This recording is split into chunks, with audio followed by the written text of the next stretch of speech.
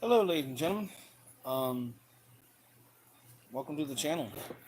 Welcome back, I should say. This is I'm Brandon, aka Thriller, and tonight we are going back to a series that I started a few months ago. Now, with at that time I was reading Mr. Mercedes by Stephen King, which I'm still reading, but I have this thing where I start a lot of books and then stop and then pick up new ones and stuff. So tonight, for those of you that are wondering what I'm gonna be reading to you guys. Hey, welcome in everybody. I'm gonna be reading to you Game of Thrones by George R. Martin. Obviously, um, this is what inspired the TV show. Now, this is book one out of five. I don't know how far we'll get in this tonight. As you can see, I've actually already started it a little bit. But I'm gonna go back to the beginning and read everything for you guys up to where I'm at, and then we'll continue on.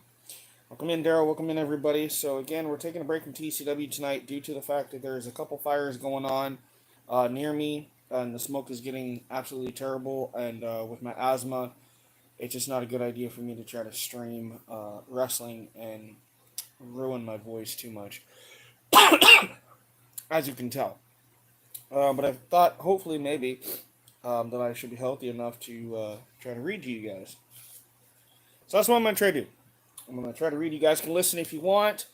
If you've read these, awesome. If you haven't read these and you possibly like what you hear, you can pick these up. Again, George R. Martin is the author. This is, of course, book one out of five in a series called The Song of Ice and Fire. This is Game of Thrones, which inspired the TV show.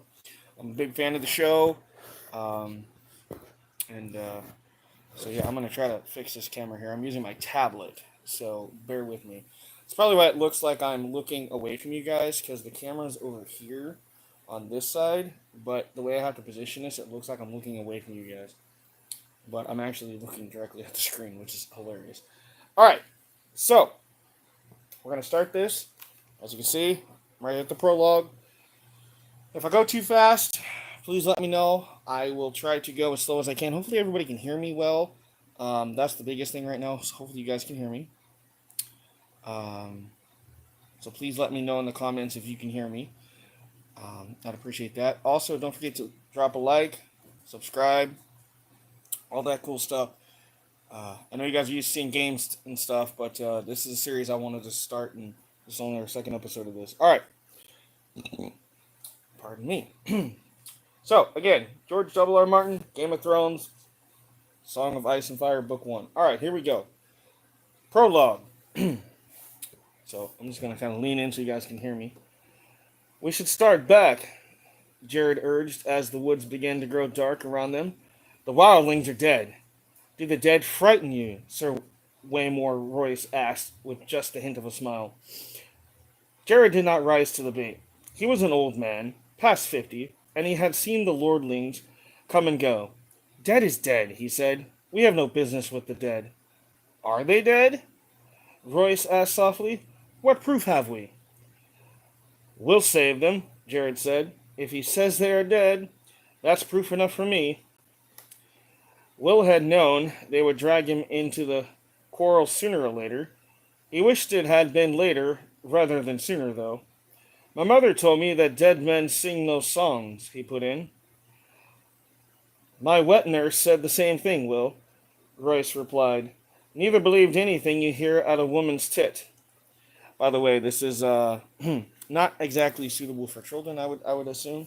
Obviously, if you guys have ever watched the show, you would know this. All right.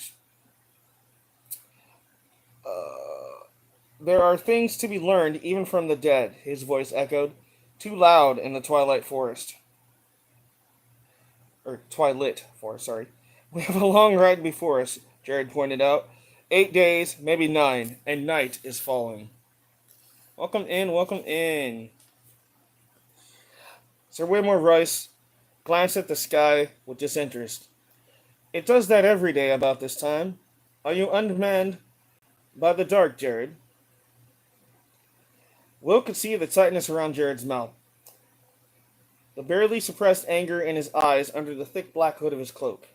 Jared had spent 40 years in the Night's Watch, man and boy, and he was not accustomed to being made light of. Yet it was more than that. Under the wounded pride, Will could sense something else in the older men. You could taste it, a nervous tension that came perilous close to fear. Will shared his unease. He had been 4 years on the wall, the first time he had been sent beyond. All the old stories had come rushing back, and his bowels had turned to water. He had laughed about it afterwards. He was a veteran of 100 rangings by now, and the endless dark wilderness that the Southern called the Haunted Forest had no more terrors for him. Until tonight. Something was different tonight. There was an edge to this darkness that made his hackles rise. 9 days they had been riding, north and northwest, and then north again, farther and farther from the Great Wall, hard on the track of a band of wildling raiders. Each day had been worse than the day that had come before it. Today was the worst of all. A cold wind was blowing out of the north, and it made the trees rustle like living things. All days, Will had felt as if something were watching him, something cold and something cold and implacable that loved him not. Jared had felt it too. Will wanted nothing so much as to rise hell-bent for the safety of the wall. But that was not a feeling to share with your commander, especially not a commander like this one. Sir Waymore Royce was the youngest son of the ancient house with too many errors. He was a handsome youth of 18, gray-eyed and graceful, and slender as a knife. Mounted on his huge black destrier, the knight towered above Will and Jared on their smaller garrons, or horses. He wore black leather boots, black woolen pants, black moleskin gloves, and a fine supple coat of gleaming black ringmail over layers of black wool and boiled leather. Sir Waymore had been a sworn brother of the Night's Watch for less than half a year, but no one could say he had not prepared for his vocation, at least in so far as his wardrobe was concerned. His cloak was his crowning glory, sable, thick and black, and soft as sin. But he killed them all himself, he did, Jared told the barracks over wine. Twisted their little heads off. Our mighty warrior. They had all shared the laugh. It is hard to take orders from a man you laughed at in your cups. Will reflected as he sat shivering atop his garron. Jared must have felt the same. Mormont said as we should track them, and we did, Jared said. They're dead. They shan't trouble us no more. There's hard riding before us. I don't like this weather. If it snows, we could be a fortnight getting back. And snow's the best we can hope for. Even seen an ice storm, my lord. Or ever see an ice storm, my lord. The lordling seemed not to hear him. He studied the deepening twilight in that half-bored, half-distracted way he had. Will had ridden with the knights long enough to understand that it was best not to interrupt him when he looked like that. Tell me again what you saw, Will. All the details. Leave nothing out.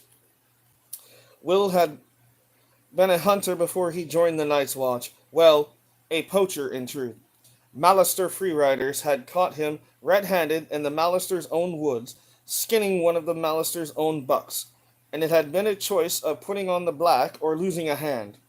No one could move through the woods as silent as Will, and it had not taken the Black brothers long to discover his talent. The camp is 2 miles farther on, over that ridge, hard beside a stream, Will said. I got close as I dared. There's 8 of them, men and women both. No children I could see. They put up a lean-to against a rock. The snow is pretty well covered it now, but I could still make it out. But there's no fire burning, but the fire pit was still plain as day. No one was moving. I watched a long time. No living man ever lay so still.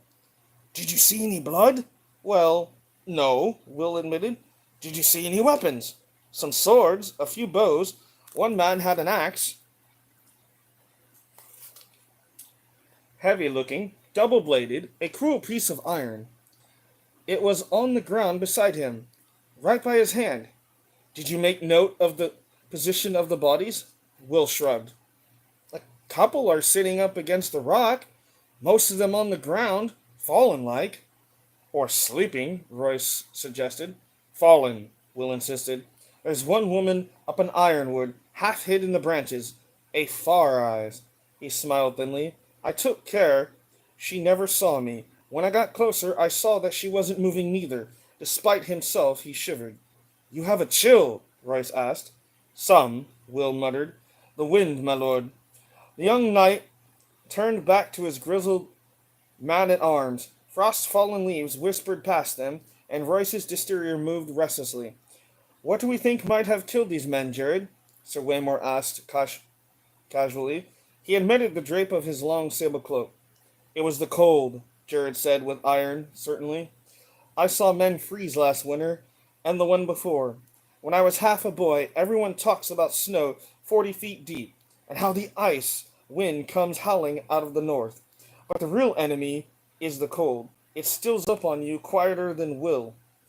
And first you shiver and your teeth chatter, and you stamp your feet and dream of mulled wine and nice hot fires.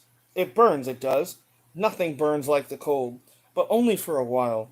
Then it gets inside you and starts to fill you up. And after a while, you don't have the strength to fight it. Welcome in. They say you don't feel any pain towards the end. First you go weak and drowsy, and everything starts to fade. And then it's like sinking into a sea of warm milk. Peaceful like. Hey, welcome in. Well, I just started Game of Thrones here, so that's what we're doing tonight. You guys haven't missed too much, though. I'm doing the prologue right now. Alright, here we go. Such eloquence, Jared, Sir Waymore observed. I never suspected you had it in you. I've had the cold in me too, lordling. Jared pulled back his hood, giving Sir Waymore a good long look at the stumps where his ears had been. 2 ears, 3 toes, and the little finger off my left hand. I got off light. We found my brother frozen at his watch, with a smile on his face. Sir Waymore shrugged. You ought to dress more warmly, Jared. Jared glared at the lordling. The scars around his ear holes flushed red with anger when Meister Aemon had cut the ears away. We'll see how warm you can dress when the winter comes. He pulled up his hood and hunched over his garron, silent and sullen. If Jared said it was the cold, Will began. Have you drawn any watches this past week, Will? Yes, my lord. There never was a week when he did not draw a dozen bloody watches. What was the man driving at? And how did you find the wall? Weeping, Will said, frowning. He saw it clear enough, now that the lordling had pointed it out. They couldn't have froze. Not if the wall was weeping. It wasn't cold enough. Royce nodded. Right, lad. We've had a few light frosts this past week and a quick flurry of snow now and then. But surely no cold fierce enough to kill 8 grown men. Men clad in fur and leather, no less. Let me remind you, with shelter near at hand, and the means of making fire. The knight's smiles was cocksure. Will led us there. I would see these dead men for myself. And then there was nothing to be done for it. The order had been given, and honor bound them to obey. Will went in front, his shaggy little garron picking the way carefully through the undergrowth. A light snow had fallen the night before, and there were stones and roots and hidden sinks lying just under its crust, waiting for the careless and the unwary. Sir Waymore Royce came next, his great black destrier snorting impatiently. The warhorse was the wrong mount for ranging, but try and tell that to the lordling. Garrett brought up the rear. The old man at arms muttered to himself as he rode. Twilight deepened. The cloudless sky turned a deep purple, the color of an old bruise, then faded to black. The stars began to come out. A half-moon rose. Will was grateful for the light. We can make a better pace than this, surely, Royce said, when the moon was full risen. Not with this horse, Will said. Fear made him insolent. Perhaps my lord would care to take the lead? Sir Waymore Royce did not deign to reply. Somewhere off in the wood, a wolf howled. Sorry, guys, gotta get my hair out of my face here. Okay. Will pulled his Garen over beneath an ancient, gnarled ironwood and dismounted. Why are you stopping? Sir Waymore asked. Rest, go. Oh, sorry. Best go the rest of the way on foot, my lord. It's just over that ridge. Royce paused a moment, staring off into the distance, his face reflective. A cold wind whispered through the trees. His great sable cloak stirred behind like something half alive. There's something wrong here, Jared muttered. The young knight gave him a disdainful smile. Is there? Can't you feel it? Jared asked. Listen to the darkness. Will could feel it. 4 years in the Night's Watch, and he had never been so afraid. What was it? Wind? Trees rustling? A wolf? Which sound is it that unmans you so, Jared?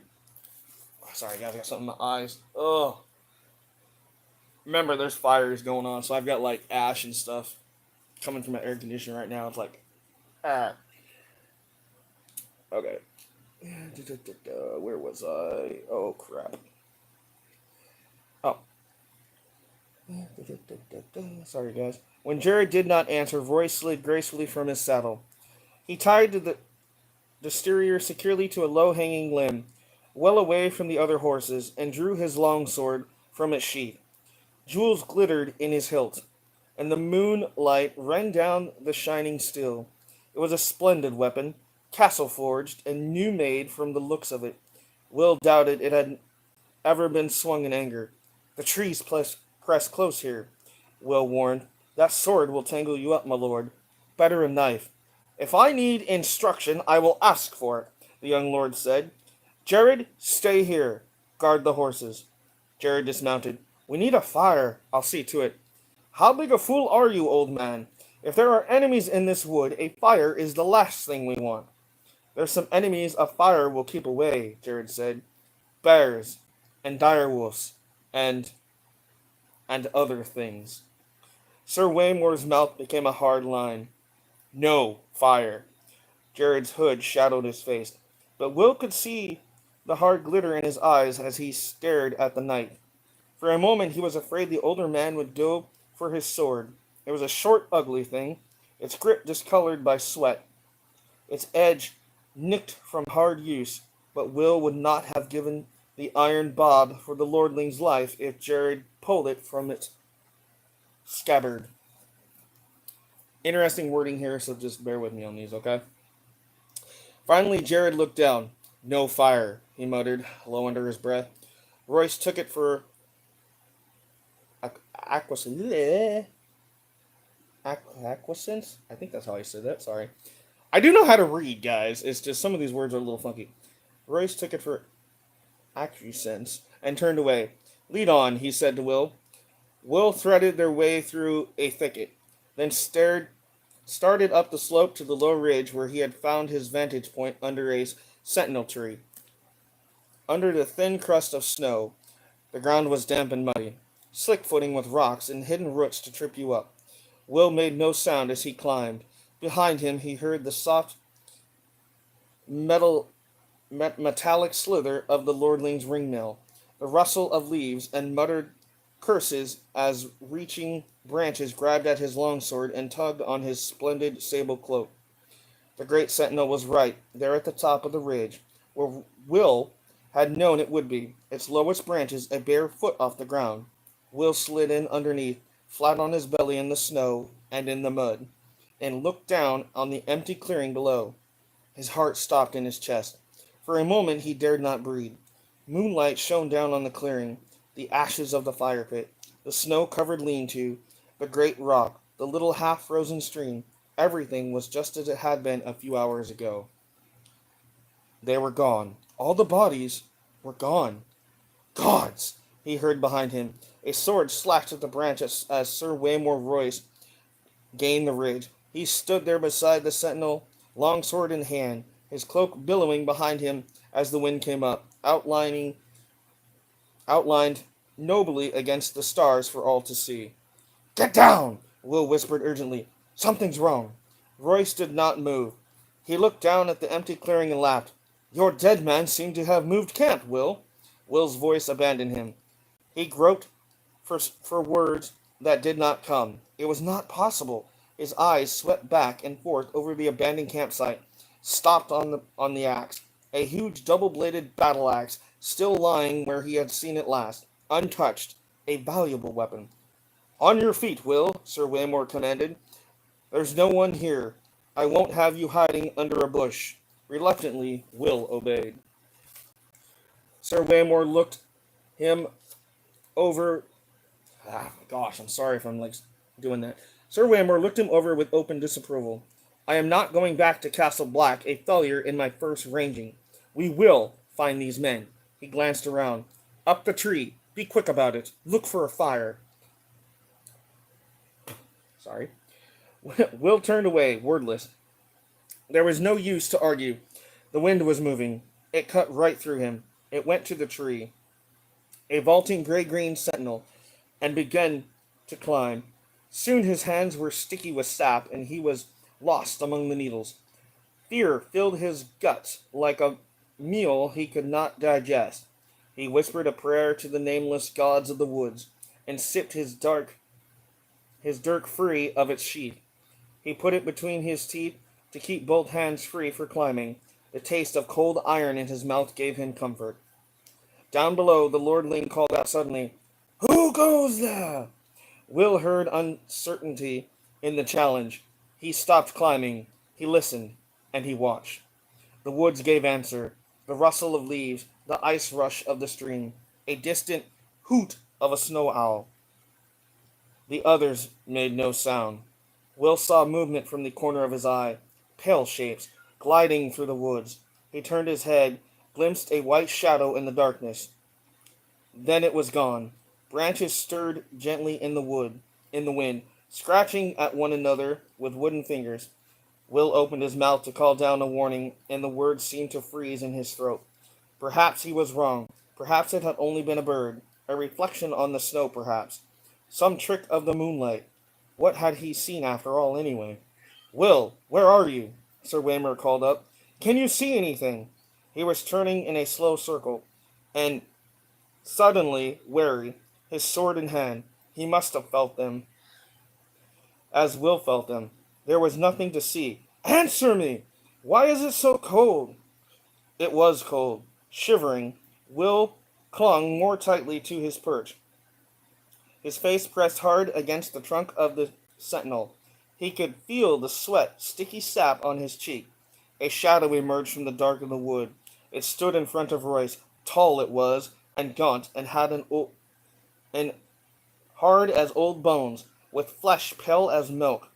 Its armor seemed to change color as it moved.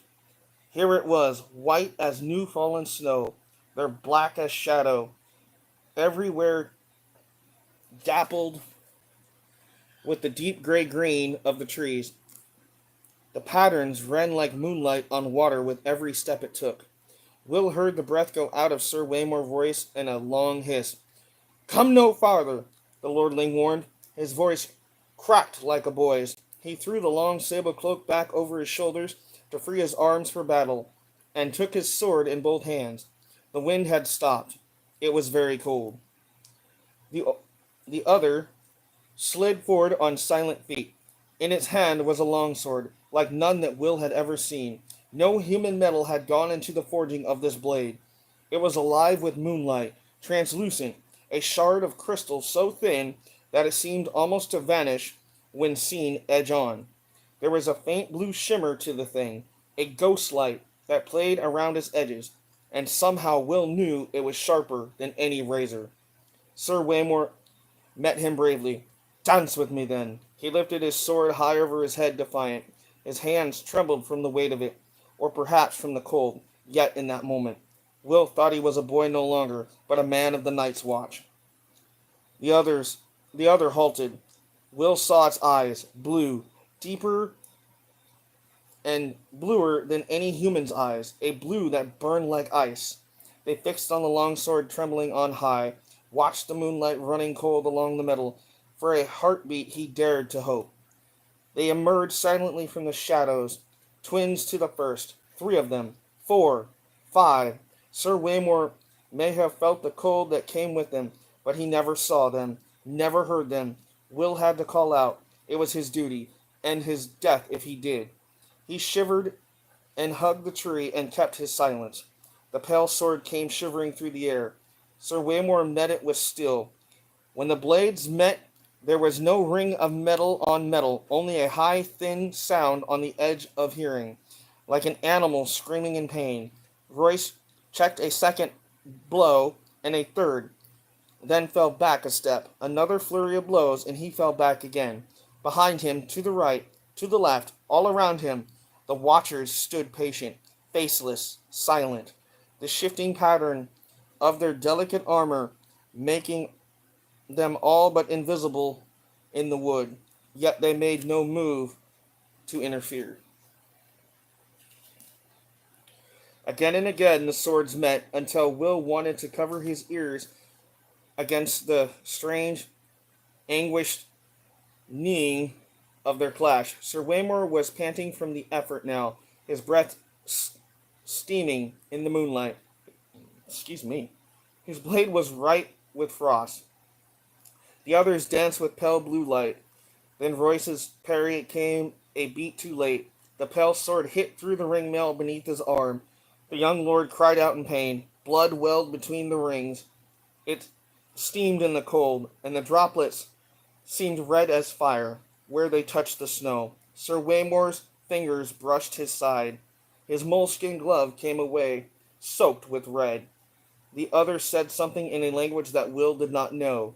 His voice was like the crackling of ice on a winter lake, and the words were mocking. Sir Waymore Royce found his fury. "For Robert!" he shouted, and he came up snarling, lifting the frost-covered longsword with both hands and swinging it around in a flat sidearm slash with all his weight behind it. The other's parry was almost lazy. When the blades touched, the steel shattered. A scream echoed through the forest night, and the longsword shivered into 100 brittle pieces, the shards scattering like a rain of needles. Royce went to his knees, shrieking, and covered his eyes. Blood welled between his fingers. The watchers moved forward together, as if some signal had been given. Swords rose and fall, all in a deathly silence. It was cold butchery.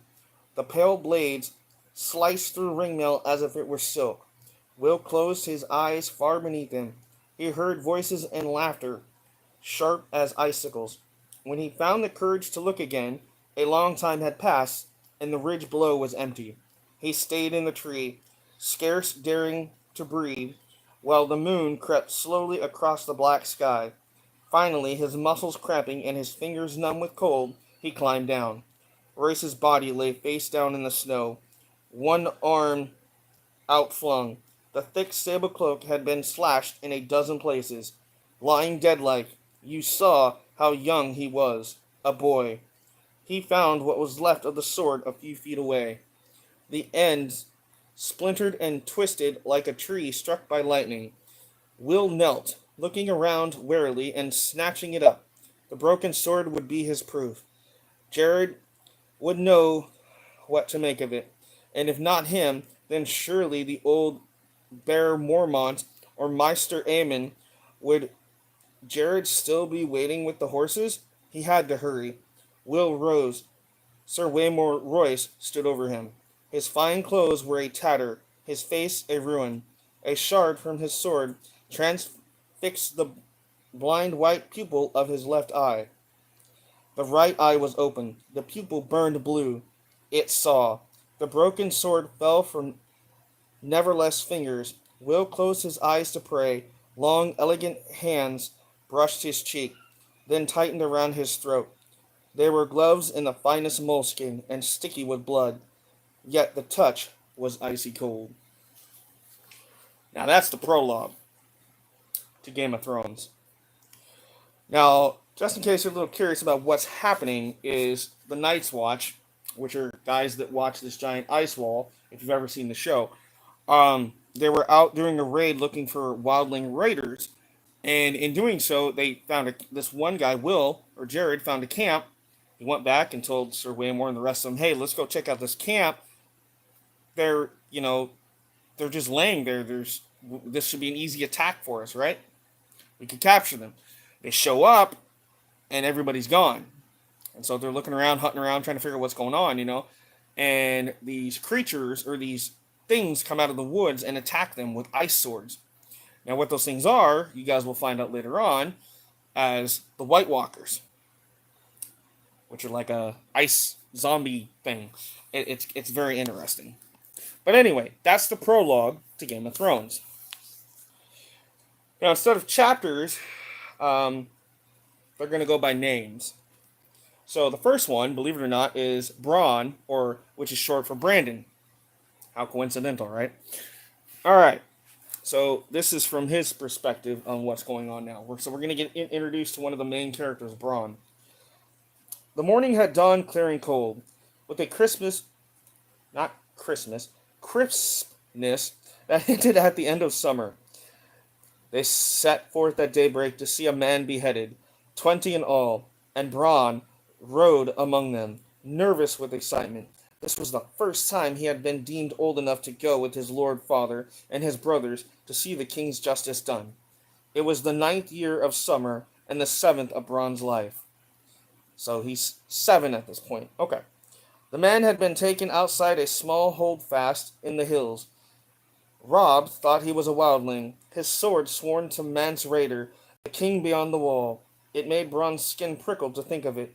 He remembered the hearth tale old Nan told them. The wildlings were cruel men, she said, slavers and slayers and thieves. They consorted with giants and ghouls, stole girl children in the dead of night, and drank blood from polished horns. And their women lay with the others in the long night to sire terrible half-human children. But the man they found bound hand and foot to the holdfast wall, awaiting the king's justice, was old and scrawny, not much taller than Robb.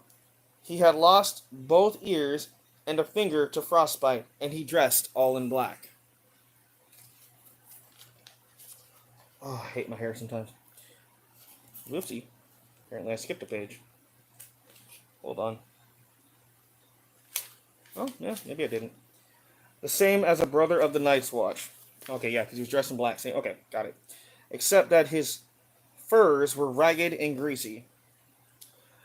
The breath of man and horse mingled, steaming in the cold morning air as his lord father had the man cut down from the wall and dragged before them. Robb and Jon sat tall and still on their horses, with Bronn between them on his pony, trying to seem older than 7, trying to pretend that he's seen all this before. A faint wind blew through the holdfast gate. Over their heads flapped the banner of the Starks of Winterfell, a grey direwolf racing across an ice-white field. Bronn's father sat solemnly on his horse, long brown hair stirring in the wind. His closely trimmed beard was shot with white, making him look older than his 35 years. He had a grim cast to his grey eyes this day, and he seemed not at all the man who would sit before the fire in the evening and talk softly of the age of heroes and the children of the forest. He had taken off father's face, Bronn thought, and donned the face of Lord Stark of Winterfell. There were questions asked and answered, given there in the chill of morning, but afterward Bronn could not recall much of what had been said. Finally his lord father gave a command, and 2 of his guardsmen dragged the ragged man to the ironwood stump in the center of the square. They forced his head down onto the hard black wood. Lord Eddard Stark dismounted, and his ward, Theon Greyjoy, brought forth the sword, named Ice. That sword was called. It was as wide across as a man's hand, and taller even than Robb. The blade was Valyrian steel, spell-forged and dark in smoke. Nothing held an edge like Valyrian steel. His father peeled off his gloves and handed them to Jory Cassel, the captain of his household guard. He took hold of Ice with both hands and said, "In the name of Robert of the House Baratheon, the first of his name, King of the Andals and the Rhoynar, and the first men, Lord of the 7 kingdoms and protector of the realm, by the word of Eddard of the House Stark, Lord of Winterfell and Warden of the North, I do sentence you to die. He lifted the great sword high above his head. Bron's bastard brother Jon Snow moved closer. His pony. Wait, what? Yeah, keeping his pony well in hand, he whispered, "And don't look away. Father will know you did." Bronn kept his pony well in hand and did not look away. His father took off the man's head with a single sure stroke. Blood sprayed out across the snow as red as summer wine. One of the horses reared and had to be restrained to keep from bolting. Bronn could not take his eyes off the blood. The snows around the stump drank it eagerly, reddening as he watched. The head bounced off a thick root and rolled. It came up near Greyjoy's feet. Theon was a lean, dark youth of 19 who found everything amusing. He laughed, put his boot on the head, and kicked it away. "Ass," Jon muttered, low enough so Greyjoy did not hear. He put a hand on Bronn's shoulder, and Bronn looked over at his bastard brother. "You did well," Jon told him solemnly. Jon was 14, an old hand at justice. It seemed colder on the long ride back to Winterfell, though the wind had died by then and the sun was higher in the sky. Bronn rode with his brothers, well ahead of the main party, his pony struggling hard to keep up with their horses. "The deserter died bravely," Robb said. "He was big and broad and growing every day. With his mother's colorings, the fair skin, red-brown hair, and blue eyes of the Tullys of Riverrun. He had courage, at the least." "No," Jon Snow said quietly. "It was not courage. This one was dead of fear. You could see it in his eyes, Stark." Jon's eyes were a gray so dark they seemed almost black, but there was little they did not see. He was of an age with Robb, but they did not look alike. Jon was slender where Robb was muscular, dark where Robb was fair, graceful and quick where his half-brother was strong and fast. Robb was not impressed. "The others take his eyes," he swore. "He died well." "Race you to the bridge?" "Done," Jon said. Nicking his horse forward, Robb cursed and followed, and then galloped off down the trail. Robb laughing and hooting, Jon silent and intent. The hooves of their horses kicked up showers of snow as they went. Bronn did not try to follow. His pony could not keep up. Okay. We're getting to some good stuff here soon. We're just getting introduced to some characters here. He had seen the ragged man's eyes, and he was thinking of them now. After a while, the sound of Robb's laughter receded, and the woods grew silent again. So deep in thought was he that he never heard the rest of the party until his father moved up to ride beside him. "Are you well, Bronn?" he asked, not unkindly. "Yes, father," Bronn told him. He looked up. Wrapped in his furs and leathers, mounted on his great war-horse, his lord father loomed over him like a giant. "Robb says the man died bravely, but Jon says he was afraid. What do you think?" his father asked. Bronn thought about it. "Can a man still be brave if he's afraid?" "That is the only time a man can be brave," his father told him. "Do you understand why I did it?" "He was a wildling," Bronn said. "They carry off women and sell them to the others." His lord father smiled. "Old Nan has been telling you horror stories again. In truth, the man was an oath-breaker, a deserter from the Night's Watch. No man is more dangerous. The there we go. Sorry, guys. The deserter knows his life is forfeit if he is taken.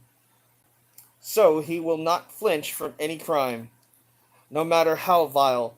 But you mistake me. The question was not why the man had to die, but why I must do it." Bronn had no answer for that. "King Robert has a headsman," he said uncertainly. Hey, welcome in, dude. Just reading you guys a book here, so if you guys are wondering what we're doing. "One day, Bronn, you will be Robb's bannerman, holding a keep of your own for your young brother and your king, and the justice will fall to you.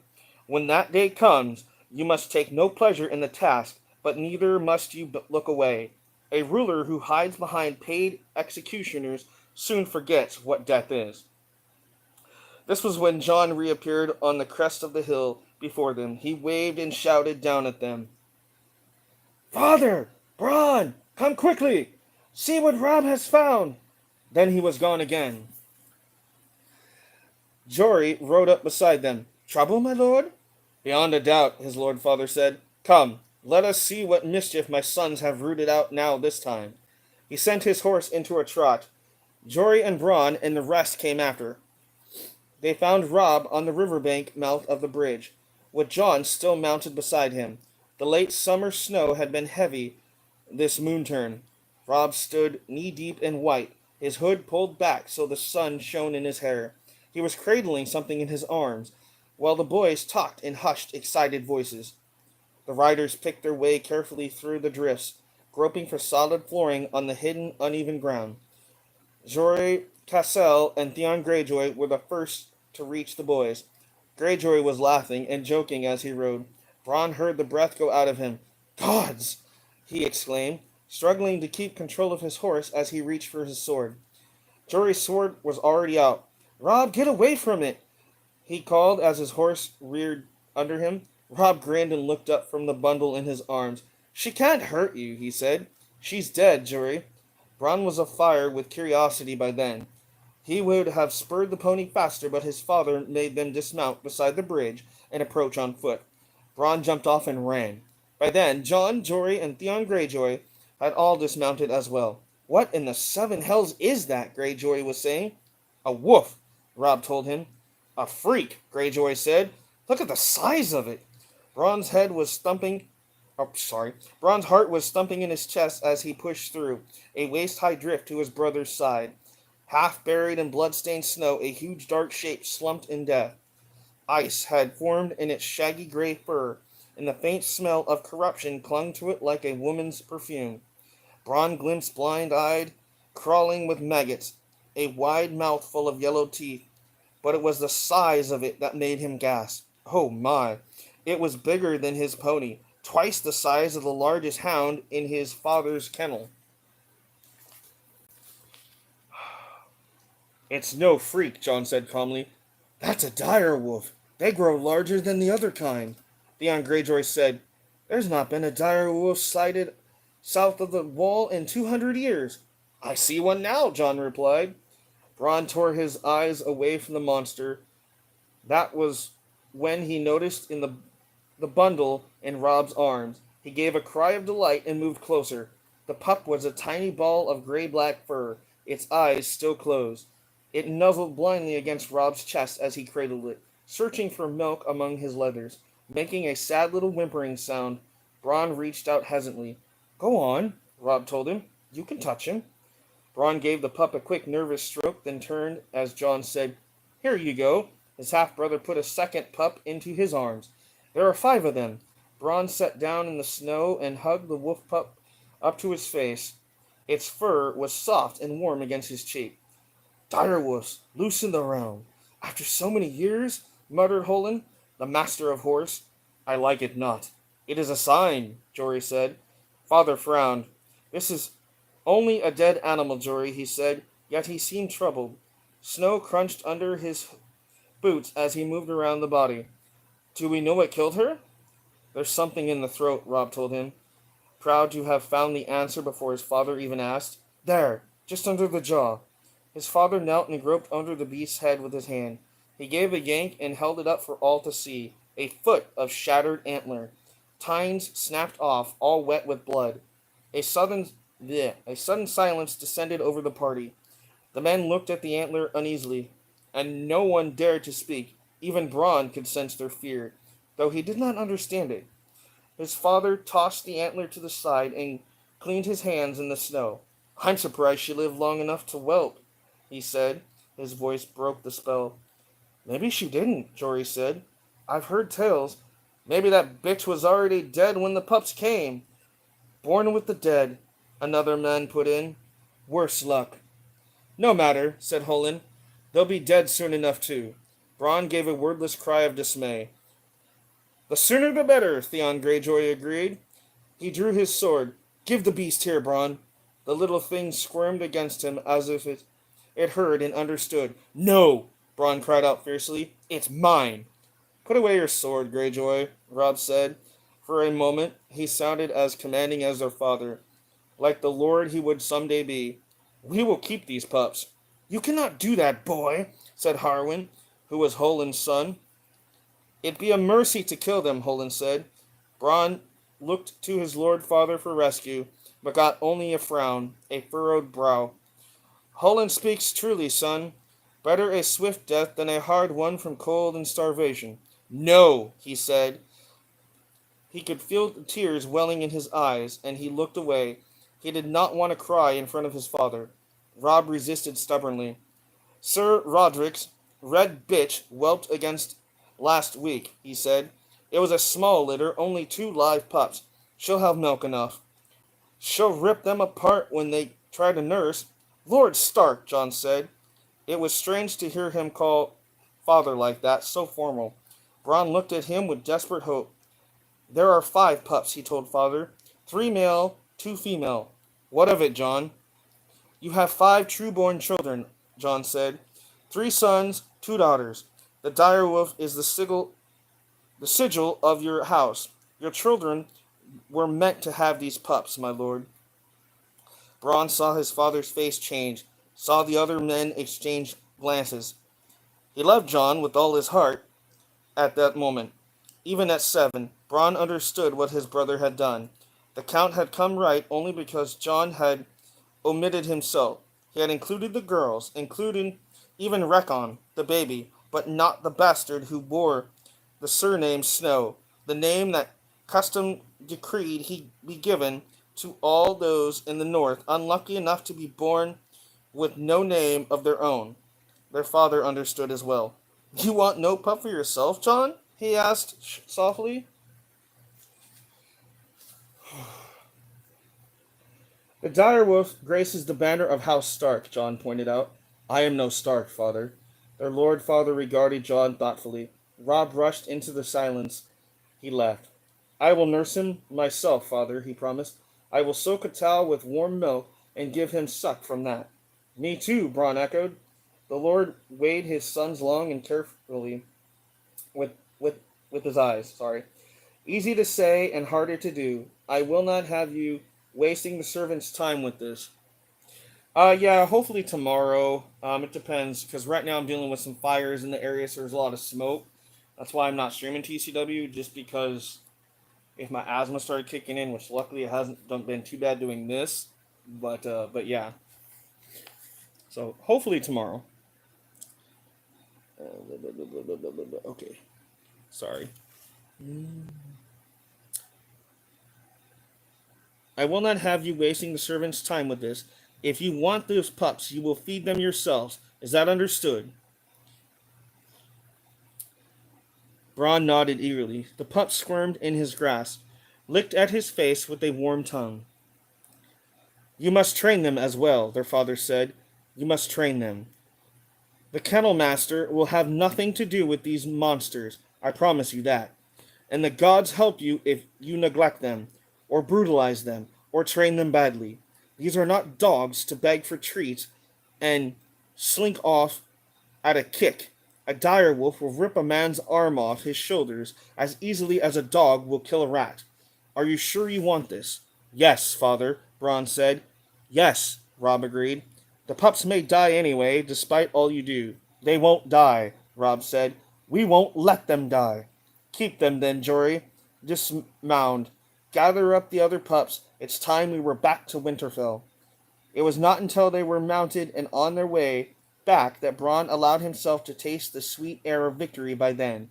His pup was snuggled inside his leathers, warm against him, safe for the long ride home. Bronn was wondering what to name him. Halfway across the bridge, Jon pulled up suddenly. What is it, Jon? The Lord Father asked. Can't you hear it? Bronn could hear, or Bran, they call him Bronn, but it's Bran because it's short for Brandon. Bran could hear the wind in the trees, the clatter of their hoofs on the ironwood planks, the whimpering of his hungry pup. But Jon was listening to something else. There, Jon said. He swung his horse around and galloped back across the bridge. They watched him dismount where the direwolf lay dead in the snow, watched him kneel. A moment later, he was riding back to them smiling. He must have crawled away from the others, John said. Or been driven away, their father said, looking at the sixth pup. See, now there's six of them. John just found another one. His fur was white, where the rest of his litter was gray. His eyes were as red as the blood of the ragged men who had died that morning. Bran thought it curious that this pup alone would have opened his eyes while the others were still blind. An albino? Theon Greyjoy said with wry amusement. This one will die even faster than the others. Jon Snow gave his father's ward a long, chilling look. I think not, Greyjoy, he said. This one belongs to me. And that's the end of that part, as we get introduced to Bronn, Jon Snow, Theon Greyjoy, and Eddard Stark, and Rickon, and some of the other characters there. So as you can see now, the direwolves. Now the direwolves are going to play a big key in this story down the road quite a bit, actually, because they're like obviously they're protectors and they're giant wolves. They're like 5 times the size of a regular wolf at this point. Okay. Up next, we get introduced to Catelyn or Caitlin Stark. It's actually supposed to be pronounced Catelyn Stark. All right. Catelyn had been liked this. Catelyn had never liked this Godswood. She had been born a Tully at Riverrun, far to the south on the red fork of the Trident. The Godswood there was a garden, bright and airy, where tall redwoods spread dappled shadows across tinkling streams. Birds sang from hidden nests, and the air was spicy with the scent of flowers. The gods of Winterfell kept a different sort of wood. It was a dark, primal place, 3 acres of old forest untouched for 10,000 years as the gloomy castle rose around it. It smelled of moist earth and decay. No redwoods grew here. This was a wood of stubborn sentinel trees, armored in gray-green needles, of mighty oaks, of ironwoods, as old as the realm itself. Here thick black trunks crowded closer together while twisted branches wove a dense canopy overhead, and misshapen roots wrestled beneath the soil. This was a place of deep silence and brooding shadows, and the gods who lived here had no names. But she knew she would find her husband here tonight. Whenever he took a man's life, afterward he would seek the quiet of the godswood. She's talking about Eddard Stark or Ned Stark, the king from earlier. All right.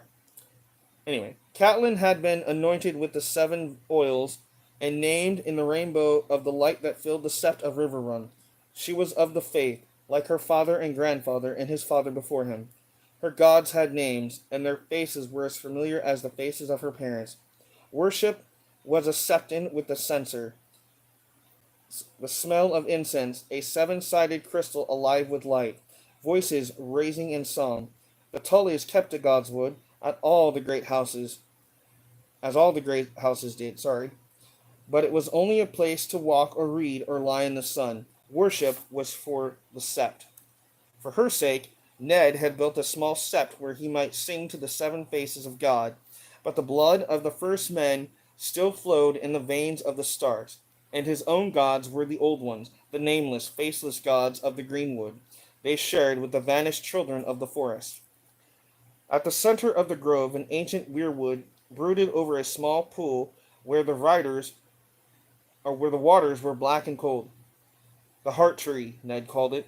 The weirwood's bark was white as bone, its leaves dark red, like 1,000 blood-stained hands. A face had been carved in the trunk of the great tree, its features long and melancholy, the deep-cut eyes red with dried-up sap and strangely watchful. And I probably just missed somebody saying something, and I apologize for that. It was said that the children of the forest had carved the faces in the trees during the dawn centuries before the coming of the first men across the narrow sea. In the south, the last weirwoods had been cut down or burned. I did enjoy HEW. Yeah, I think I missed the last like match and a half. Yeah, my internet was acting up on my phone, so I had to stop watching it. I tried to pull up my TV, but by the time I got to it, it was freaking. I think it was over because it said it had ended at that time. Yeah, hopefully. Hopefully, I'm not boring you guys with this. By the way, welcome in, Daryl. Welcome in, everybody. Um, so, Catelyn found her husband beneath the weirwood, seated on a moss-covered stone. The great sword Ice was across his lap, and he was cleaning the blade in those waters, black as night. 1,000 years of human hummus, lay thick upon the godswood floor, swallowing the sound of her feet. But the red eyes of the weirwood seemed to follow her as she came. Ned, she cried softly. He lifted his head to look at her. Catelyn, he said. His voice was distant and formal. Where are the children? He would always ask her that, in the kitchen, arguing about names for the wolf pups. She spread her cloak on the forest floor and sat beside the pool, her back to the weirwood. She could feel the eyes watching her, but she did her best to ignore them. Arya is already in love, and Sansa is charmed and gracious, but Rickon is not quite sure. Is he afraid? Ned asked. A little, she admitted. He is only 3. Ned frowned. He must learn to face his fears. He will be he won't not be 3 forever, and winter is coming. Yes, Catelyn agreed. The words gave her a chill, as they always did. The Stark words. Every noble house had its words. Family mottos, touchstones, prayers of sorts. They boasted of honor and glory, promised loyalty and truth, swore faith and courage. All but the Starks. Winter is coming, said the Stark words. Not for the first time. She reflected on what a strange people these Northerners were. The man died well, I'll give him that, Ned said. He had a swatch of oiled leather in one hand. He ran it lightly up the greensward as he spoke, polishing the metal to a dark glow. I was glad for Bran's sake. You would have been proud of Bran. I am always proud of Bran, Catelyn said, watching the sword as he stroked it. She could see the rippling down within the steel, where the metal had been folded back on itself 100 times in the forging. Catelyn had no love for swords, but she could not deny that ice had its own beauty. It had been forged in Valyria before the doom had come to the old freehold, when the ironsmith had worked their metal with spells as well as hammers. 400 years old it was, and as sharp as the day it was forged. The name it bore was older still, a legacy from the age of heroes, when the Starks were king of the North. He was the 4th this year, Ned said grimly. The poor man was half mad. Something had put fear in him so deep that my words could not reach him, he sighed. Ben writes about the strength of the Night's Watch, down below 1,000. It's not only desertions. There are they are losing men on rangings as well. Is it the wildlings? Catelyn asked. Who else? Ned lifted ice, looked down the cool steel of it, and it will only grow worse.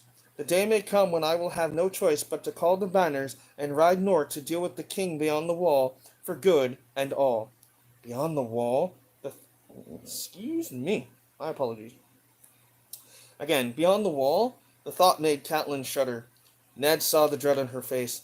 Mance Rayder is nothing for us to fear.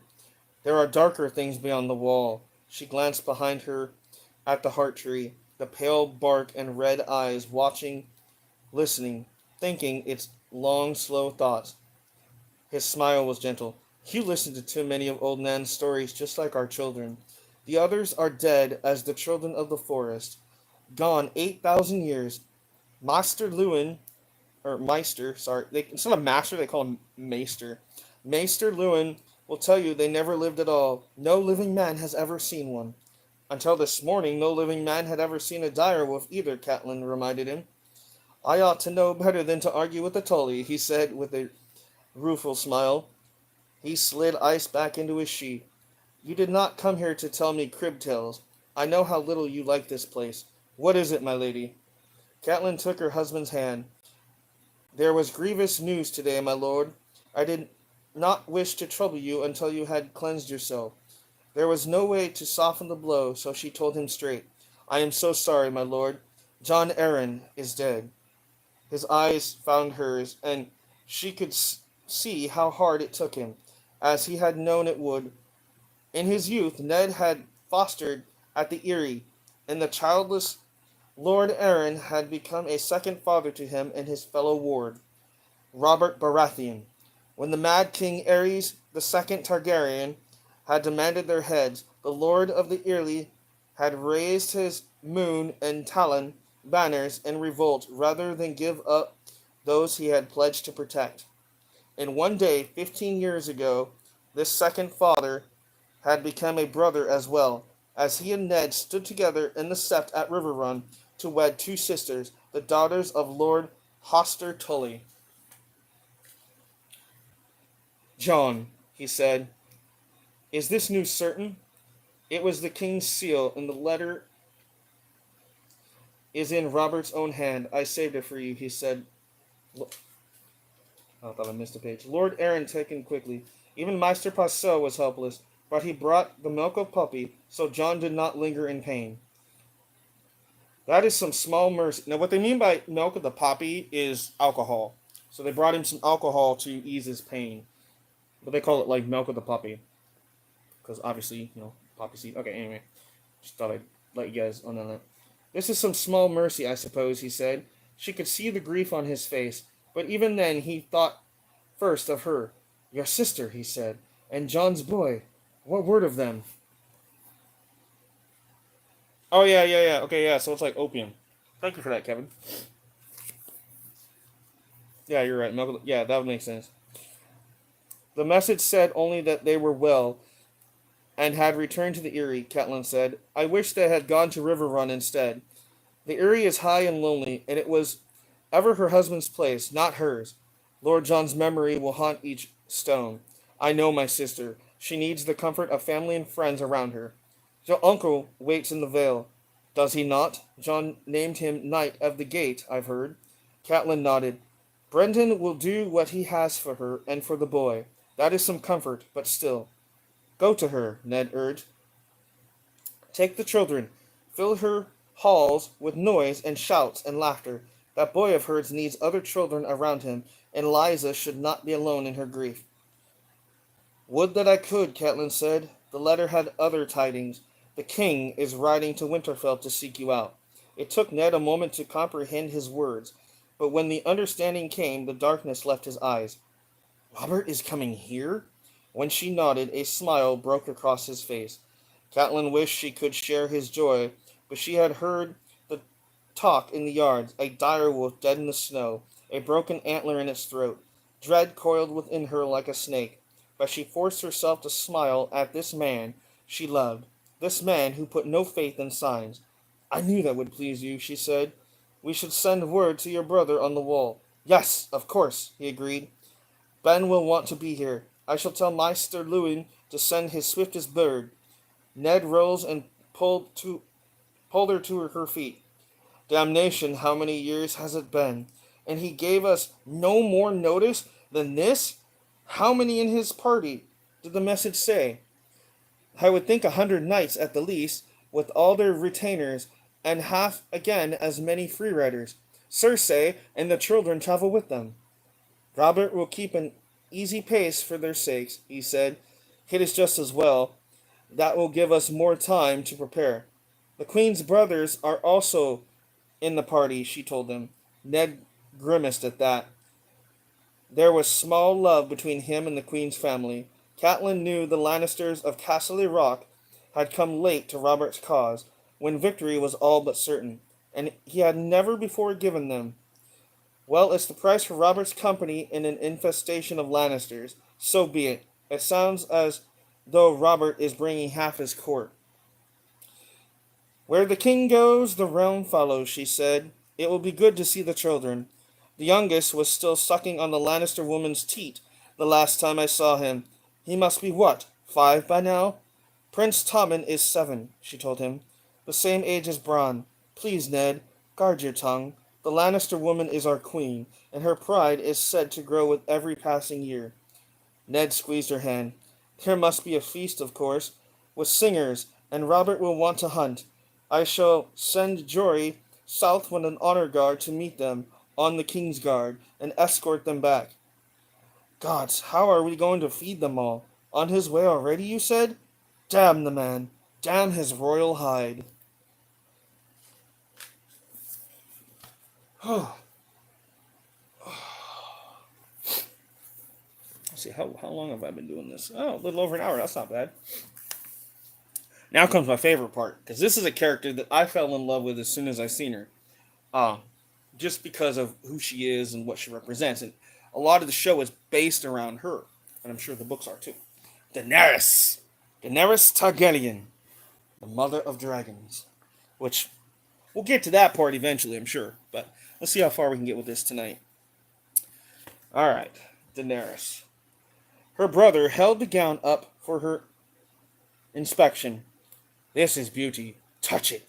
Go on. Caress the fabric. Danny touched it.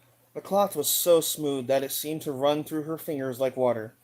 She could not remember ever wearing anything so soft. It frightened her. She pulled her hand away. It is really mine? A gift from the Magister Illyrio.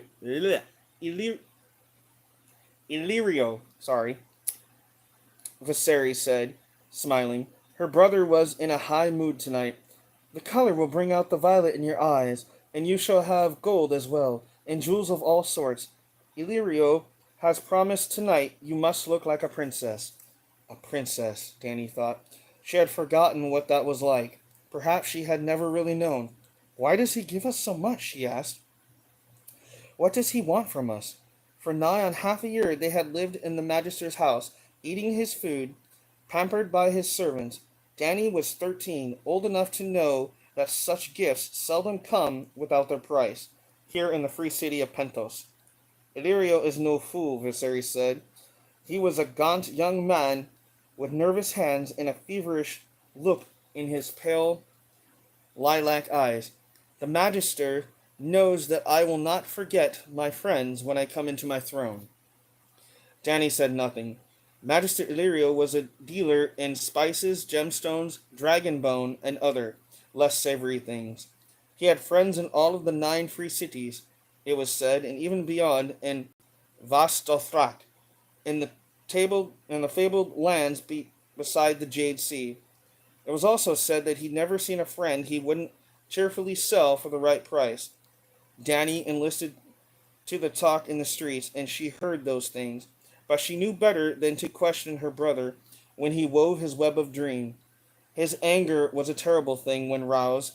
Viserys called it waking the dragon. Her brother hung the gown beside the door. Illyrio will send the slaves to bathe you. Be sure you wash off the stink of the stables. Khal Drogo has 1,000 horses. Tonight he looks for a different sort of mount. He studied her critically. You still slouch, sister. Straighten yourself. He pushed back her shoulders with his hands. Let them see that you have a woman's shape now. His fingers brushed lightly over her budding breast and tightened on a nipple.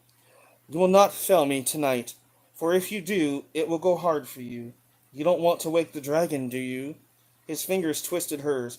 The pinch cruelly hard through the rough fabric of her tunic. Do you? He repeated. No, Danny said meekly. Her brother smiled. Good. He touched her hair, almost with affection. When they write the history of my reign, sweet sister, they will say that it began tonight. When he was gone, Danny went to her window and looked out wistfully on the waters of the bay. The square brick towers of Pentos were black silhouettes outlined against the setting sun. Danny could hear the singing of the Red Priests as they lit their night fires and the shouts of ragged children playing games beyond the walls of the estate.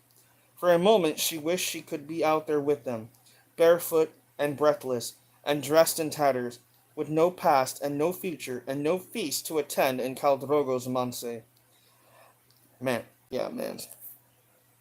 Somewhere beyond the sunset, across the narrow sea, lay a land of green hills and flowered plains and great rushing rivers, where towers of dark stone rose amidst magnificent blue-gray mountains, and armored knights rode to battle beneath the banners of their lords. The Dothraki called that land Laish Andali, the land of the Andals. In the free cities they talked of Westeros and the Sunset Kingdoms. Her brother had a simple name. Our land, he called it. The words were like a prayer with him. If he said them enough, the gods were sure to hear. Ours by blood right, taken from us by treachery, but ours still, ours forever. You do not steal from the dragon. Oh no, the dragon remembers. And perhaps the dragon did remember, but Danny could not. She had never seen this land her brothers said was theirs, the realm beyond the narrow sea.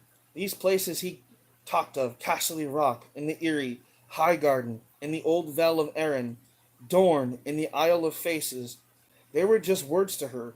Viserys had been a boy of 8 when they fled King's Landing to escape the advancing armies of the usurper, but Daenerys had been only a quickening in their mother's womb. Yet sometimes Dany would picture the way it had been.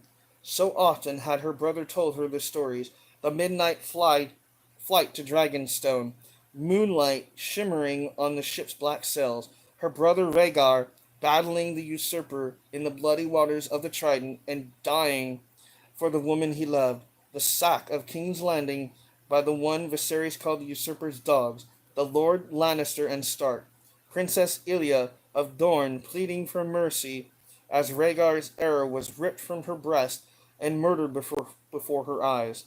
The polished skulls of the last dragons staring down sightlessly from the walls of the throne room while the Kingslayer opened father's throat with a golden sword.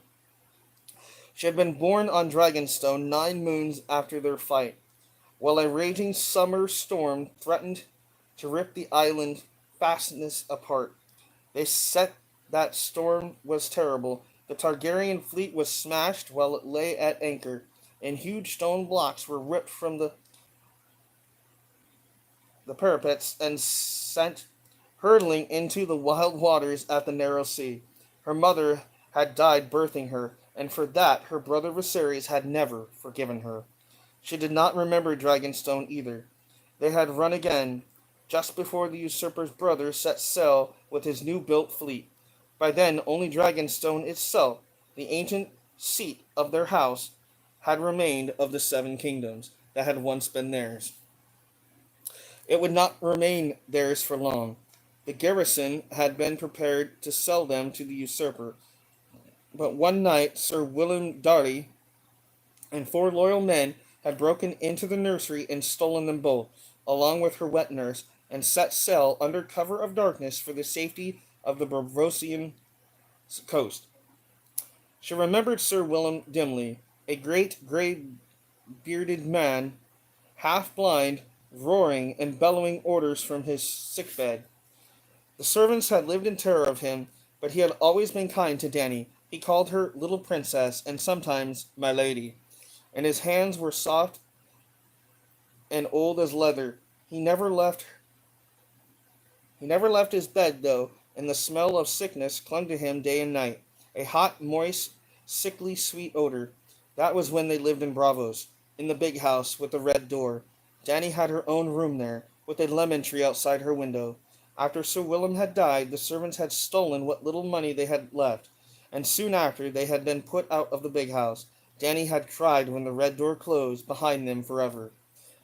They had wandered since then, from Bravos to Muir, from Muir to Tyrosh, and on to Cohor, and Volantis, and Lies, never staying long in any one place. Her brother would not allow it.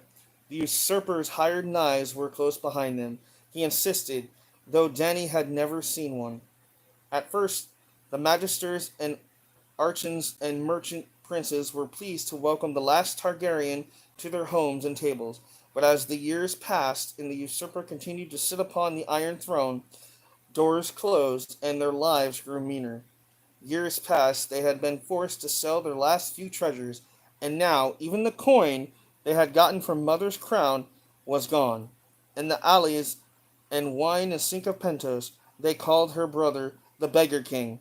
Dany did not want to know what they called her. "We will have it all back some day, sweet sister," he would promise her. Sometimes his hands shook when he talked about it. "The jewels and the silks, Dragonstone and the King's Landing, the Iron Throne and the 7 kingdoms, all they have taken from us, we will have it back." Daenerys lived for that day. All that Daenerys wanted back was the big house with the red door, the lemon tree outside her window, the childhood she had never known. There came a soft knock on her door. "Come," Dany said. Turning away from the window, Illyrio's servants entered, bowed, and set about their business. They were slaves, a gift from one of the magister's many Dothraki friends. There was no slavery in the free city of Pentos. Nonetheless, they were slaves. The old women, small and gray as a mouse, never said a word, but the girl made up for it. She was Illyrio's favorite, a fair-haired, blue-eyed wench of 16 who chattered constantly as she worked. They filled her bath with very hot water brought up from the kitchen and scented it with fragrant oils. The girl pulled the rough cotton tunic over Dany's head and helped her into the tub. The water was scalding hot, but Daenerys did not flinch or cry out. She liked the heat. It made her feel clean. Besides, her brother had often told her that it was never too hot for a Targaryen. Ours is the house of the dragon, he would say. The fire is in our blood. The old woman washed her legs, silver pale hair, and gently combed out all the snags, all in silence. The girls also scrubbed her back and her feet and told her how lucky she was. Drogo is so rich that even his slaves wear golden collars. 100,000 men ride in his Thalasar, and his palace is Vastothrak, has 200 rooms and doors of solid silver. There were many more like it, so much more. What a handsome man the cow was, so tall and fierce, fearless in battle, the best rider ever to mount a horse, a demon archer. Daenerys said nothing. She had always assumed that she would wed Viserys, her brother, when she came of age. For centuries, the Targaryens had married brother to sister, since Aegon the Conqueror had taken his sisters to bride. The line must be kept pure. Viserys had told her 1,000 times theirs was the king's blood, the golden blood of old Valyria, the blood of the dragon. Dragons did not mate with the beasts of the field, and Targaryens did not mingle their blood with that of lesser men. Yet now Viserys schemed to sell her to a stranger, a barbarian. When she was clean, the slaves helped her from the water and toweled her dry. The girls brushed her hair, and it shone like molten silver, while the old woman anointed her with the spice flower perfume of the Dothraki plains, a dab on each wrist, behind her ears, on the tips of her breast, and one last one, cool on her lips, down there between her legs. They dressed her in the wrists that Master Illyrio had sent up, and then the gown, a deep plumed silk so bright out the violet in her eye, to help bring out the violet in her eyes. The girls also slid the gilded sandals onto her feet, while the old woman fixed the tiara in her hair and slid golden bracelets crusted with amethyst, around her wrist. Last of all came the collar, a heavy golden torque emblazoned with ancient Valyrian glyphs. Now you look all a princess, the girls said breathlessly when they were done. Dany glanced at her image in the silvered looking glass that Illyrio had so thoughtfully provided. A princess, she thought, but she remembered what the girl had said, how Khal Drogo was so rich, even his slaves wore golden collars. She felt a sudden chill, and goose flesh pimpled her bare arms. Her brother was waiting in the cool of the entry hall, seated on the edge of the pool, his hand trailing in the water. He rose when she appeared and looked her over critically. Stand there, he told her. Turn around. Yes. Good. You look regal, Master Illyrio said, stepping through the archway. He moved with surprising delicacy for such a massive man. Beneath loose garments of flame-colored silk, rolls of fat jiggled as he walked. Gemstones glittered on every finger, and his man had oiled his forehead, yellow beard, until it shone like real gold. May the Lord of Light shower you with blessings on this most fortunate day, Princess Daenerys, the Magister said as he took her hand. He bowed his head, showing a thin glimpse of crooked yellow teeth through the gold of his beard. She is a vision, your grace. A vision, he told her brother. Drogo will be enraptured. She's too skinny, Viserys said. His hair, the same silver blonde as his sister's, had been pulled back tightly behind his head and fastened with a dragon bone brooch. It was severe. It was a severe look that emphasized the hard, gaunt lines of his face. He rested his hand on the hilt of the sword that Illyrio had lent him, and said, "Are you sure that Khal likes his women this young? She has had her blood." In other words, she had her period. Okay. "She is old enough for the cow," Illyrio told him. "Not for the first time. Look at her. That silver gold hair. Those purple eyes. She is the blood of old Valyria, no doubt, no doubt. And highborn, daughter of the old king, sister to the new. She cannot fail to entrance our Drogo." When he released her hand, Daenerys found herself trembling. "I suppose," her brother said doubtfully, "the savages have queer taste. Boys, horses, sheep." "Best not suggest this to Khal Drogo," Illyrio said. Anger flashed in her brother's little eyes. "Do you take me for a fool?" The Magister bellowed slightly. "I take you for a king. Kings lack the caution of common men. My apologies if I have given offense." He turned away and clapped his hand for his bearers. The streets of Pentos were pitch dark when they set out in Illyrio's elaborately carved palanquin. Two servants went ahead to light their way, carrying ornate oil lanterns with pans of pale blue glass, while a dozen strong men hoisted the poles to their shoulders. It was warm and close inside behind the curtains. Danny could smell the stench of Illyrio's paled flesh through his heavy perfumes. Her brother, sprawled out on his pillows beside her, never noticed. His mind was way across the narrow sea. "We won't need his hoe, Khalasar," Viserys said. His fingers toyed with the hilt of his borrowed blade, though Danny knew he had never used a sword in earnest. 10,000. That would be enough. I could sweep the 7 kingdoms with 10,000 Dothraki screamers. The realm will rise for its rightful king, Tyrell. Redwyn, Darley, Greyjoy.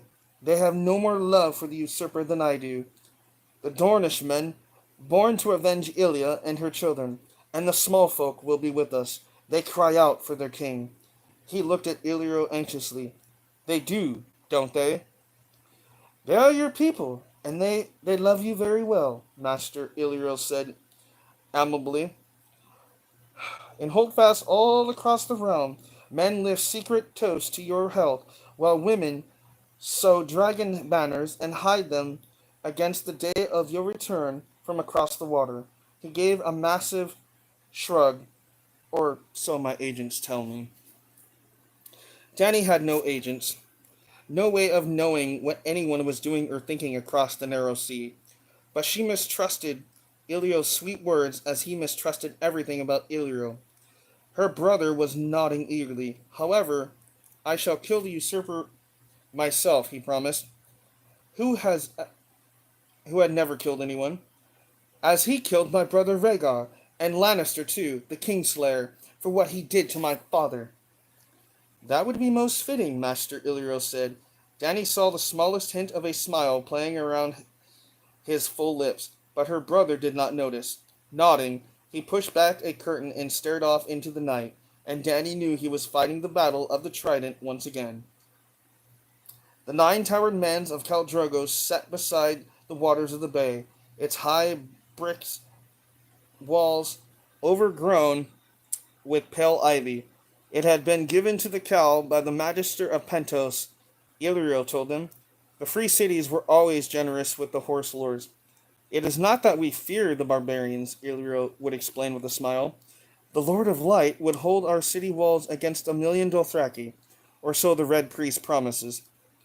Yet, why take chances when their friendship comes so cheap?" Their palanquin was stopped at the gate, the curtains pulled roughly back by one of the house guards. He had the copper skin and dark almond eyes of a Dothraki, but his face was hairless, and he wore the spiked bronze cap. "Hey, what's up, dude?" Of the Usolid. He looked them over coldly. Master Illyrio growled something to him in the rough Dothraki tongue. The guardsman replied in the same voice and waved them through the gates. Danny noticed that her brother's hand was clenched tightly around his hilt as he borrowed his sword. Oh, around the hilt of his borrowed sword, sorry. He looked almost as frightened as she felt. Insolent eunuch, Viserys muttered as the palanquin lurched up towards the man's. Master Illyriel's words were honey. Many important men will be at this feast tonight. Such men have enemies. The cow must protect his guest. Yourself, chief among them, your grace. No doubt the usurper would pay well for your head. Oh yes, Viserys said darkly. He has tried, Illyrios. I promise you this. His buried knives follow us everywhere. Oh, my neck. Okay. I'll stop there for just a second. Sorry to bother you, but just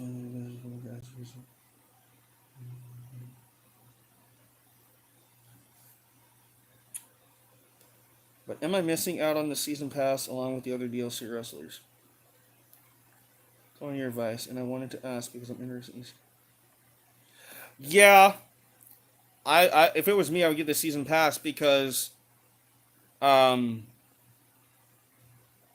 in September we're getting Jade Cargill, Nia Jax, Lyra Valkyria, Carlito, Dragon Lee, Michelle McCool, and stuff like that. Which to me, that pack alone is worth it. Um, and they gave us new weapons and stuff like that too. With this last one we had with what was it, the Honky Tonk Man and Jimmy Hart, so they gave us like the megaphone and stuff that we can use now and stuff. I mean, and if you want the season pass, you can get other stuff too. I don't know, man. For me, it's worth it. Of course, I'm a YouTuber, so obviously I'm gonna pay for everything. But that's my opinion. Yeah, I would say you're missing out if you don't get the season pass. But then again, that's just me.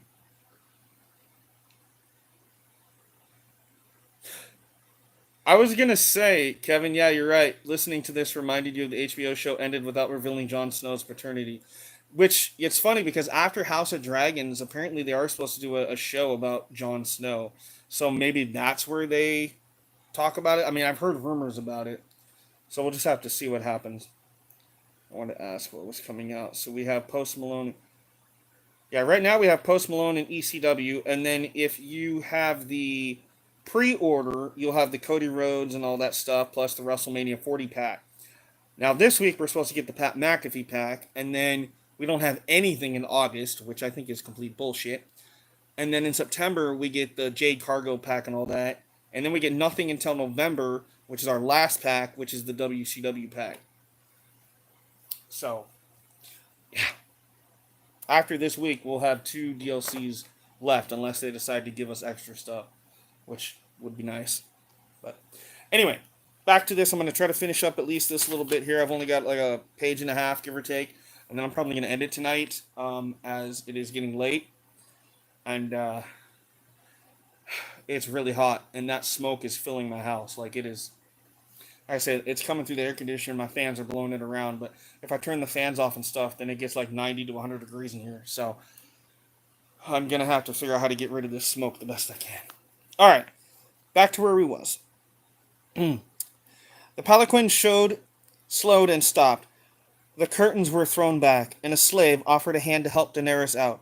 His collar, she nodded, was ordinary bronze. Her brother followed, one hand still clenched hard around his sword hilt.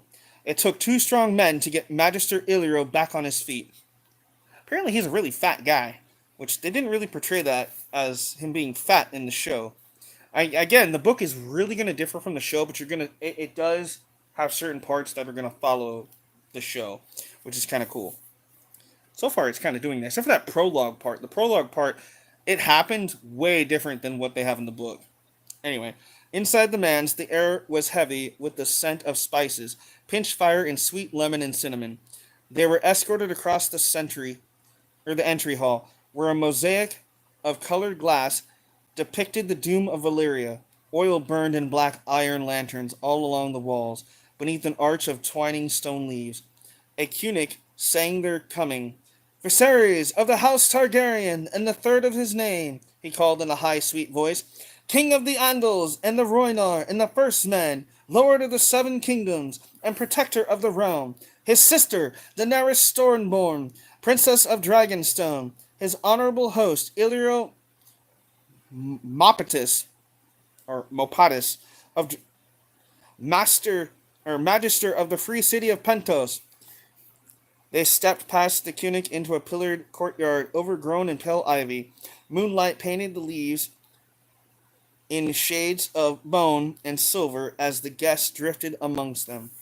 Many were Delthraki horse lords, big men with red-brown skin, their drooping mustachios bound in metal rings, their black hair oiled and braided and hung with bells. Yet among them moved bravos and sellswords from Pentos and Myre and Tyrosh, a red priest even fatter than Illyrio, hairy men from the port of Iban, and lords from the summer isles with skin as black as ebony. Daenerys looked at them all in wonder, and realized, with a sudden start of fear, that she was the only woman there. That'd be kind of creepy. Walk into a whole tent full of nothing but dudes. You're the only chick, and they're trying to sell you off. Alright. Illyrio whispered to them. Those three are Drogo's bloodrunners there, he said, by the pillar in Cal Moro, with his son, Rogoro. The man with the green beard is brother to the Archon of Tyrosh, and the man behind him is Sir Jorah Mormont. The last name caught Daenerys. A knight? No less, Illyrio smiled through his beard.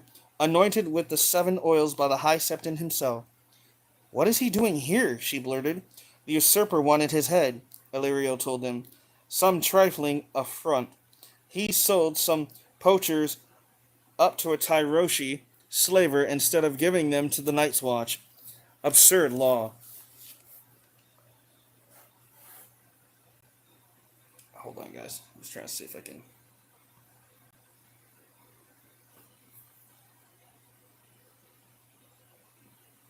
Yeah, I will definitely do that, man. Are you headed out? I've literally only got like a page left. And then, like I say. Okay. A man should be able to do as he likes with his own. What's that say? Oh, Chattel. Sorry. I shall wish to speak with Sir Jorah before the night is done, her brother said. Dany found herself looking at the knight curiously. He was an older man, past 40 and balding, but still strong and fit. Instead of silks and cottons, he wore wool and leather. His tunic was a dark green embroidered with the likeness of a black bear standing on two legs. She was still looking at this strange man from the homeland she had never known when Magister Illyrio placed a moist hand on her bare shoulder. Over there, sweet princess, he whispered. There is the Cal himself. Dany wanted to run and hide, but her brother was looking at her, and if she displeased him, she knew she would wake the dragon. Anxiously, she turned and looked at the man Viserys hoped would ask to wed her before the night was done. The slave girl had not been far wrong, she thought. Khal Drogo was a head taller than the tallest man in the room, yet somehow light on his feet, as graceful as the panther in Illyrios's menagerie. He was younger than she'd thought, no more than 30. His skin was the color of polished copper, his thick mustachios bound with gold and bronze ring. I must go and make my submissions, Magister Illyrio said. Wait here, I shall bring him to you. Her brother took her by the arm as Illyrio waddled over to the cow, his fingers squeezing so hard that they hurt. Do you see his beard, or his braid, sweet sister? Drogo's braid was black as midnight and heavy with scented oil, hung with tiny bells that rang softly as he moved. It swung way past his belt, below even his buttocks, the end of it brushing against the back of his thighs. You see how long it is, Viserys said. When Dothraki are defeated in combat, they cut off their braids in disgrace, so the world will know their shame. Khal Drogo has never lost a fight. He is Aegon the Dragon Lord come again, and you will be his queen. Dany looked at Khal Drogo. His face was hard and cruel, his eyes as cold and dark as onyx. Her brother hurt her sometimes when she woke the dragon, but he did not frighten her the way this man frightened her. I don't want to be his queen, she said. She heard herself say in a small, thin voice, Please, please, Viserys, I don't want to. I want to go home. Home. He kept his voice low, but she could hear the fury in his tone. How are we to go home, sweet sister? They took our home from us. He drew her into the shadows, out of sight, his fingers digging into her skin. How are we to go home? He repeated, meaning King's Landing and Dragonstone and all the realm they had lost. Dany had only met their rooms in Illyrios' estate. No true home, surely, though all they had, but her brother did not want to hear that. There was no home for them. Oh, that was no home for him, sorry. Even the big house with the red door had not been home for him. His fingers dug hard into his arm, into her arm, demanding an answer. I don't know, she said at last, her voice breaking, tears welling up in her eyes. I do, he said sharply. We go home with an army, sweet sister, with Khal Drogo's army. That is how we go home. And if you must wed him and bed him in this night, for that you will, he smiled at her. Hell, I'd let his whole Khalasar fuck you if need be, sweet sister. All 40,000 men and their horses, too. If it is. If that was what it took to get me my army. Be grateful it is only Drogo. In time, you may even learn to like him. Now, dry your eyes. Illyrio is bringing him over, and he will not see you crying. Dany turned and saw that it was true. Magister Illyrio, all smiles and bows, was escorting Khal Drogo over to where they stood. She brushed away unfallen tears with the back of her hand. Smile, Viserys whispered nervously, his hand falling to the hilt of his sword, and stand up straight. Let them see that you have breast. God knows you have little enough as it is. Daenerys smiled and stood up straight. And I'm going to end it there. So, you guys are just getting introduced. So, basically, this would be like halfway through the first episode of Game of Thrones, basically, is kind of where we're at. Probably within like the first 20 to 30 minutes of the first episode is basically kind of where we're at right now. But we're going to stop there for now. Hopefully you guys like this. It seems like you have it. It looks like I see 6 likes so far, which is cool. And we did almost a couple hours of this. A little over an hour and a half. So that's really cool. I think this is a cool introduction. I hope you guys like it. If you guys want me to continue on with Game of Thrones, then we'll do that. There is 5 books in this series, and you can see how thick these suckers are. So this might, and they get bigger as we go on. So this could take a while. But, yeah. Obviously, I'm going to read ahead so I can kind of get an idea of how to explain it to you guys as we go through this. But I'm going to bookmark where we're at now, and we'll go from there. But thank you guys so much. Don't forget to like, share, subscribe. Keep thrilling and chilling. Be kind to yourself and each other. I will hopefully see you guys here tomorrow night, hopefully with some more TCW or maybe even some Claw Masters, guys. I haven't done Claw Master in a couple weeks, so maybe I'll pump out some new characters or something. All right? Until then, thanks for watching. Have a good night, and I'll catch you guys on the next one. Bye-bye.